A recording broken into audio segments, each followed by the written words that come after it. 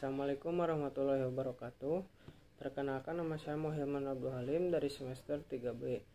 Di sini saya akan mereview jurnal pertemuan keempat tentang pertanggungjawaban korporasi dalam tindak pidana pencucian uang dalam prinsip hukum pidana Indonesia. Dengan dosen pengampu Ibu Profesor Dr. Hajah Heni Nuriani SHMH dengan asisten dosen Bapak Dr. M. Rendi Aridhayandi SHMH. Pertanggungjawaban korporasi dalam tindak pidana pencucian uang dalam prinsip hukum pidana Indonesia.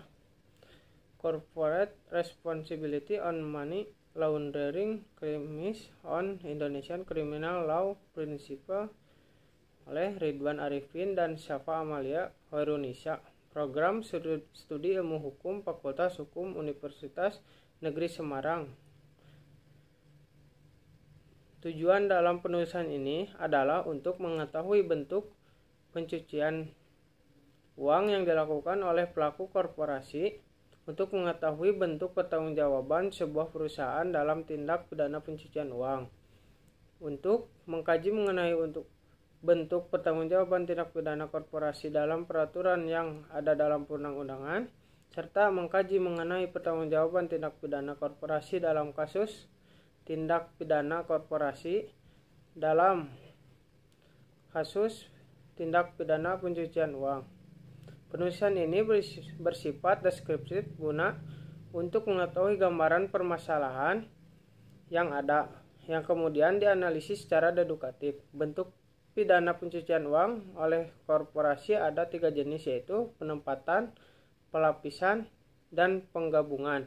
Subjek korporasi akan mendapatkan hukuman pidana sesuai dengan perbuatannya seperti yang telah disebutkan dalam pasal 6 UU 08 tahun 2010 bahwa dalam tindakan pencucian uang sebagaimana yang dimaksud dengan pasal 3, 4, dan pasal 5 digunakan oleh korporasi, sehingga pidana akan dijatuhkan kepada personil mengendali korporasi. Apabila personil tidak mampu membayar, maka akan diganti dengan penyitaan korporasi dan personil mengendali perusahaan, dan apabila belum cukup, maka penjara dapat diganti oleh denda kontrol perusahaan.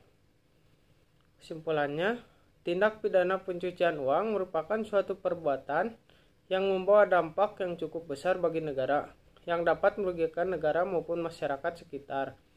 Terutama tindak pidana pencucian uang yang dilakukan oleh korporasi, hal itu tentunya membawa dampak negatif yang besar, terutama dalam bidang perekonomian. Sekian, wassalamualaikum warahmatullahi wabarakatuh.